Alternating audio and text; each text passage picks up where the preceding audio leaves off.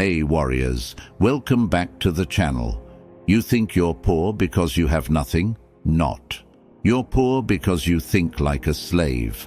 Machiavelli warned, poverty isn't a lack of money, it's a lack of power, and the truth is brutal. The world doesn't pity the powerless, it feeds on them.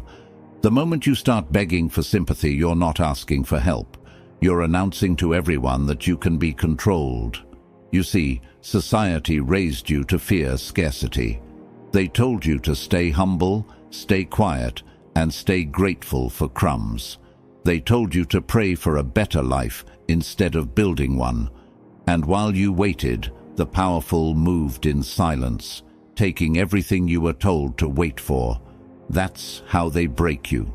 Not with chains, but with obedience. Not by taking your money, but by taking your mind. Machiavelli understood this centuries ago. Men are so simple and so subject to present necessities that he who deceives will always find someone who will let himself be deceived. When your reality becomes dependent on approval, you're already conquered. When you believe poverty is permanent, it becomes your religion. But here's the truth you were never supposed to hear. You can be broke and still be powerful. You can be surrounded by scarcity and still act like a king. Because kings are not defined by gold. They are defined by control. The real battle isn't about wealth. It's about dominance over your own emotions, your time, and your energy. A man who controls those controls everything. So stop saying, I'm broke. Start saying, I'm building. Stop saying, I have nothing. Start saying, I need nothing. Because when you stop seeing yourself as a victim, the world stops treating you like one. This is not motivation. This is war. And today, I'll show you how to think like power, even when the world calls you poor. Now, I want you to drop this affirmation in the comments. My mind is my wealth. Number 1. Poverty is a mind virus. You're not poor because you have nothing. You're poor because you've been trained to think small, to kneel mentally long before life ever forced you to. Poverty begins as an infection in the mind, a virus that rewires your thoughts to obey, to settle, to accept mediocrity as destiny. The world doesn't have to chain you if your mind is already enslaved. Society calls it humility, but it's really psychological submission, the quiet belief that you were born to serve rather than to command. This belief spreads through your habits, your words, your posture, until you start apologizing for wanting more. The poor man's curse is not his lack of resources, it's his worship of limits. He looks at power and convinces himself it's evil because deep down, he's afraid he'll never have it. That fear becomes his master. Machiavelli once said, "He who becomes a master of a city accustomed to freedom and does not destroy it, will be destroyed by it." The same applies to your mind. If you don't destroy the weak thoughts that rule you, they'll destroy your potential.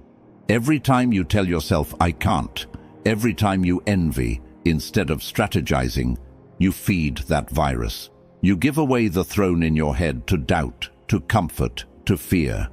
The system thrives on this weakness. It wants obedient workers, not powerful thinkers. It rewards compliance and punishes rebellion.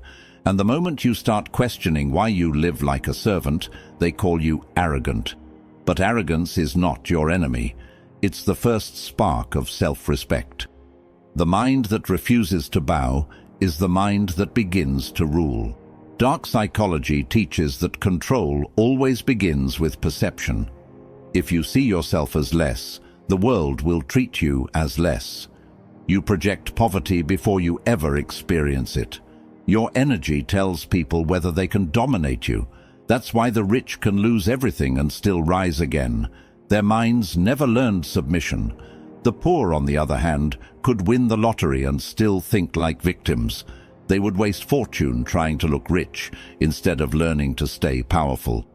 It's never about money. It's about mindset. When your brain is programmed to depend, you will always kneel before those who appear stronger. Break that program. Stop seeking rescue. Stop believing anyone will come save you.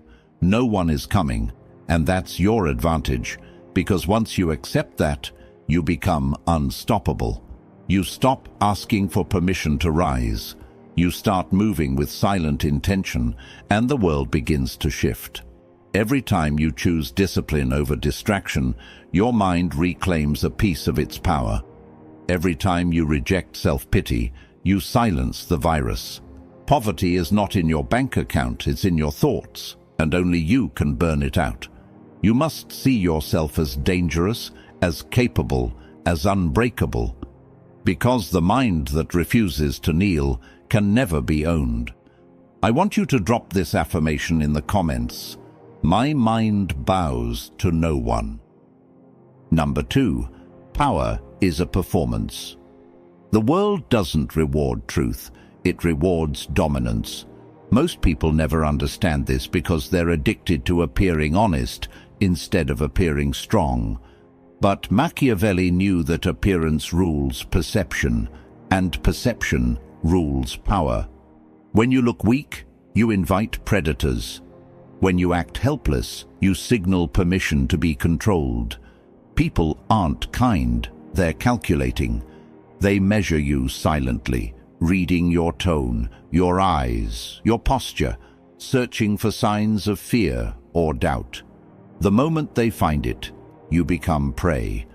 That's why power is performance. You must play strength until it becomes real.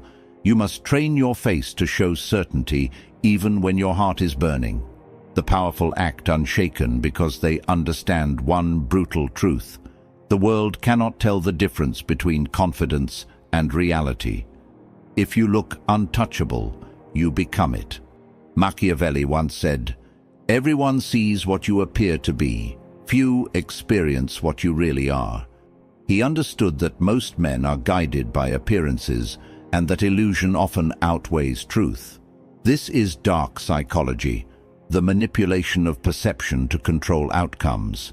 The average man shows his wounds.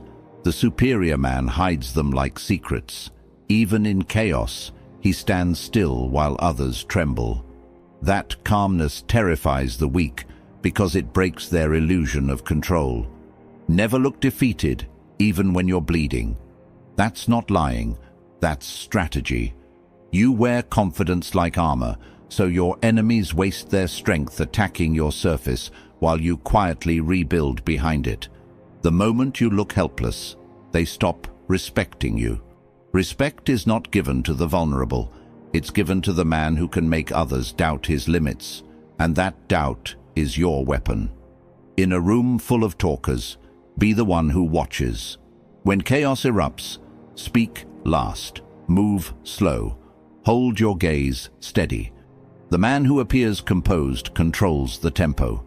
Weakness is not just physical, it's visible through emotion, reaction, and tone. If your face reveals panic, you lose before the fight begins. Confidence is camouflage. It hides your insecurity and blinds your rivals. Use it with precision. Let people assume you know more than you do. Let them believe you have allies they cannot see. Let them overestimate your strength. It's better than being underestimated. The world worships images more than reality. That's why kings wear crowns even when their kingdoms crumble. They understand that power lives in the performance of authority. You must build that presence even when your pockets are empty. Stand tall, speak less, control your body language. You don't need luxury to command attention. You need composure. That's what separates men who lead from men who follow. Every look, every gesture, every pause, it's part of your act. You're not pretending to be powerful. You're conditioning others to treat you as such. Once they do, you start believing it too, and that belief reshapes your destiny. The poor act small because they think small. The powerful act grand because they refuse to be anything less. Never look helpless again. because the moment you do, the world will prove you right. Drop this affirmation in the comments. I perform power flawlessly. Number 3. The poor man's trap. The greatest poverty isn't financial, it's emotional dependence. Most people aren't chasing success, they're chasing approval. They need to be seen, understood, accepted. That's the poor man's trap. It looks harmless, but it drains your power faster than hunger ever could. The moment you need others to validate your worth, you hand them control over your identity. Machiavelli understood this perfectly. He said, "It is much safer to be feared than loved if one must choose." Why? Because love depends on others, but fear you can create yourself. Validation is a leash disguised as comfort. When you seek it, you're announcing that your emotions are for sale. And the world loves buyers. It gives them nothing and takes everything. The weak talk too much, explaining their motives, defending their pain, begging to be understood. But the powerful understand silence is sharper than speech. Silence forces people to guess. Guessing makes them uneasy, and unease equals respect. The poor man confuses noise for strength, thinking that if he keeps talking, people will finally believe him. But in truth, every extra word is a confession of insecurity. You can always recognize weakness. It seeks understanding. Strength doesn't care. Strength doesn't explain. The lion doesn't justify its roar. The world already knows what it means. That's how you must operate. Every time you beg to be seen, you lower your value. Every time you explain your pain, you lose leverage. The poor crave attention because it's the only currency they think they have left. The rich in spirit, however, use mystery as power. They don't show their suffering, they weaponize it. They walk into rooms like they owe nothing to anyone. That's dominance. Dark psychology teaches that people only value what they can't fully read. If they can predict you, they can control you. If you're emotionally transparent, they can manipulate you. The antidote is restraint. Learn to let your silence speak. Watch how the room changes when you stop explaining yourself. They start respecting you not because you demand it, but because your lack of reaction frightens them. People fear what they can't decode, and that's where your power lives, in being unreadable. The poor man craves recognition. The powerful man craves control. Stop chasing validation like a child chasing light. You don't need anyone's permission to be powerful. You don't need applause to know your worth. Let them misunderstand you. It's a small price for dominance. The truth is, validation is addiction. It feels good at first, but it enslaves you quietly. Every like, every compliment, every nod of approval becomes another chain. Break it. Walk away from it. Be willing to be misunderstood, even hated, because that's what true independence costs. Weak men are terrified of being disliked. Strong men understand that influence always creates enemies. So choose respect over affection. Choose mystery over exposure. Choose command over comfort. Stop explaining. Stop defending. Just exist with quiet authority. That's how kings move. The moment you stop begging to be understood, you start being obeyed. Now, I want you to drop this affirmation in the comments.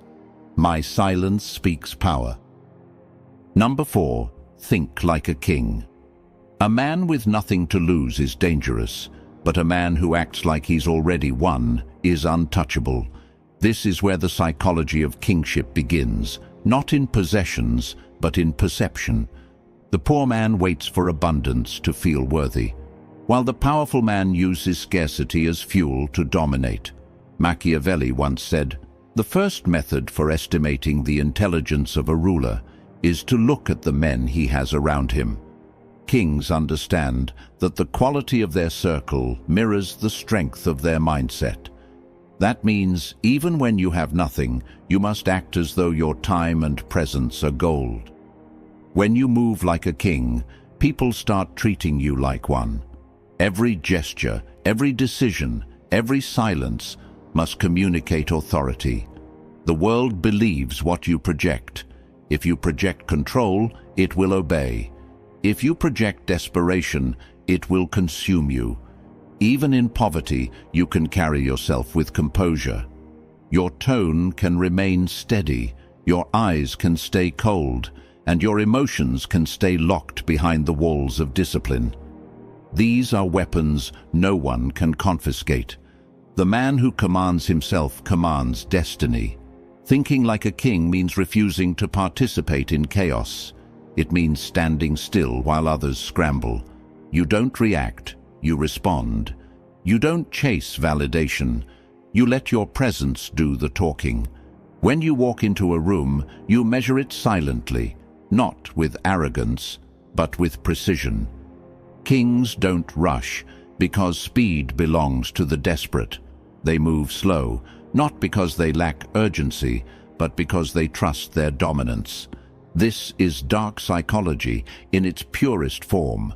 Control perception, and you control outcome. Every word you speak must sound intentional. Every decision must look final. People respect confidence that doesn't need proof. You must become that presence. The man who doesn't need to prove he's powerful because power vibrates through his restraint.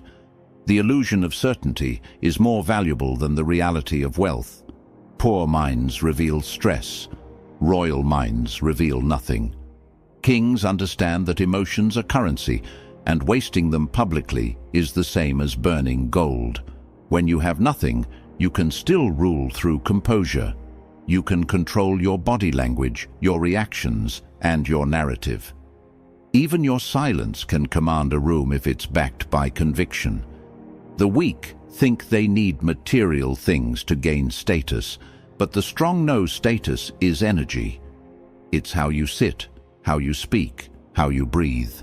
Control those, and you can lose everything, yet still look like the one who decides. That illusion intimidates everyone who's secretly fragile. People serve confidence because it gives them something to believe in. They'd rather follow a calm liar than a panicked truth-teller. That's human nature, and Machiavelli mastered it. He understood that leadership is theater, and every man is performing. You must play the role so completely that even your reflection starts to believe it.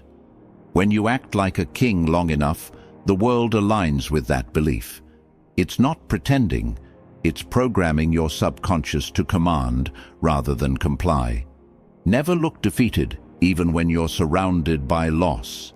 Never lower your voice, even when you're uncertain, because once you act powerless, you will be treated as such. Royalty isn't about crowns, it's about control. You must think, breathe, and walk like power itself. Kings are not born, they are declared. Declare it now. Drop this affirmation in the comments. I move like a king. Number 5. Detachment makes you dangerous. The man who needs nothing controls everything. That truth is what terrifies the world the most, because society is built on dependency. Every advertisement, every relationship, every system is designed to make you crave, to make you need, to make you attach. But the moment you stop needing approval, comfort, or certainty, you become untouchable. Machiavelli once said, "Men are driven by two principal impulses, either by love or by fear." The detached man is feared because he cannot be seduced by either. When you no longer hunger for validation, no one can lure you. When you stop needing affection, no one can break you. When you don't chase money, people start offering it to earn your attention. Detachment is not coldness, it's control. It's the art of mastering desire so it doesn't master you. Weak men worship what they lack. Strong men observe what they want and choose strategically if it's worth their energy. Detachment is the difference between desperation and dominance. It makes your presence heavier, your decisions sharper, your aura unpredictable. And unpredictability is pure power. People fear what they can't predict because it makes them feel powerless. That's why the man who stays calm while everyone else is emotional becomes the center of gravity in every room. He doesn't react. He calculates. He doesn't beg. He chooses. His silence makes others talk. His stillness makes others fidget. This is dark psychology at its highest level. The less you show need, the more control you have over those who do. When you detach, you no longer serve other people's expectations. You stop being manipulated by fear of loss. You stop reacting to insults, delays, betrayals, or praise. You become emotionally self-contained, and that makes you unpredictable. The world can't play games with someone who refuses to participate. The poor man clings to everything, money, people, opinions, because his identity depends on them. The powerful man can walk away from anything and remain himself. Detachment builds that strength. It's the silent declaration that nothing owns you, not success, not failure, not even love. That's not heartlessness, it's emotional strategy. Machiavelli would call it power through independence, the ability to rule yourself so completely that no one else ever can. You can love deeply, but you must never need deeply. You can care, but never depend. That difference separates kings from captives. The detached mind doesn't rush, doesn't chase, doesn't prove. It lets others exhaust themselves trying to impress or understand. Meanwhile, it observes everything, collecting data, calculating the right moment to strike. That's control, moving when you choose, not when provoked. You must learn to detach from outcomes, because obsession blinds judgment. Detachment sharpens it. When you stop needing success immediately, you make better decisions. When you stop fearing loss, you stop losing power. Detachment makes you silent when others panic. It makes you mysterious when others overshare. It turns pain into clarity and rejection into focus. It's not emotionless. It's selective emotion. The world can't trap a man who refuses to be owned by desire. Once you reach that state, people start chasing your attention because your indifference makes them feel unimportant. That's dominance. Detachment doesn't weaken connection. It defines it. It teaches others that your time, energy, and peace are luxuries, not entitlements. The man who can walk away from everything is the man no one dares to play with. I want you to drop this affirmation in the comments. Nothing owns me. Number 6. Turn pain into power. Pain is not your enemy, it's your initiation. Every wound you've endured, every betrayal you've survived, every loss you've buried was training you to evolve beyond emotion into calculation. Machiavelli once said, "Never waste the opportunity offered by a good crisis." He understood that suffering is not just something to survive, it's something to use. The weak collapse under pain because they think it's punishment. The strong rise through it because they understand it's data. Every time you get hurt, you are handed information about people, about your limits, about yourself. Pain is pure clarity. It removes illusions, strips lies, and shows you who's real and who's pretending. That's why most men run from it. They can't handle truth without comfort. But the man who learns to endure it without breaking becomes untouchable. Pain exposes weakness, but it also reveals strength. The difference between slaves and strategists is how they process suffering. The slave complains. The strategist analyzes. He watches the pattern of betrayal, dissects it, and refines his defense. He doesn't drown in heartbreak. He turns it into armor. Every insult becomes a lesson in human behavior. Every humiliation becomes a reminder of what he'll never allow again. That's Machiavellian transformation, using suffering as the raw material for dominance. Emotional wounds are like blades. In weak hands, they cut deeper, but in strong ones, they forge weapons.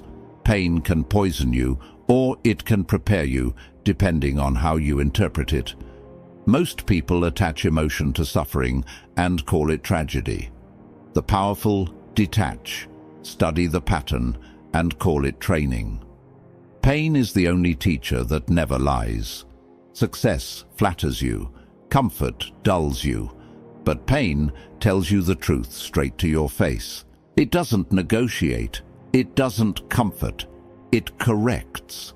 You must learn to suffer consciously.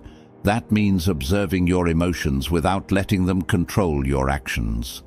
Let the pain burn away delusion, but never your purpose. When people hurt you, don't seek revenge immediately. Let time sharpen you. Every scar is a reminder that you survived when others wanted you broken. That's a privilege, not a curse. The most dangerous man is the one who knows how to smile while bleeding, because no one can predict him. Pain transforms him into something beyond ordinary. It creates patience, precision, and power. The world expects suffering to humble you. Instead, let it harden you. Use rejection to strengthen your boundaries, betrayal to sharpen your instincts, loss to build focus. Every struggle can be recycled into dominance if you stay aware. Machiavelli believed pain reveals the soul of leadership. It separates the emotional from the strategic. Leaders endure not because they don't feel, but because they convert feeling into control. Every time life strikes you, respond with mastery. You don't cry about it, you catalog it, adapt, and rise sharper. The world respects those who survive storms with grace, not those who drown loudly.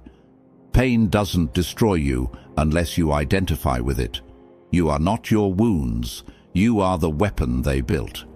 When you learn to love pressure, discomfort, and solitude, you start seeing pain as privilege. Because only those chosen to lead are tested so severely. Remember, the fire that melts glass hardens steel. You decide which one you are. Drop this affirmation in the comments. My pain builds power. Number 7. Rule yourself. He who cannot control himself will always be ruled by someone who can. Machiavelli's wisdom cuts sharper than any sword because it exposes the greatest truth about power. Control begins within. Every man who fails to master his impulses becomes a servant to those who exploit them. Discipline isn't about punishment, it's about supremacy. It's the art of governing your emotions, your words, and your reactions so completely that no external force can steer you. The weak man is easily provoked, easily tempted, easily distracted.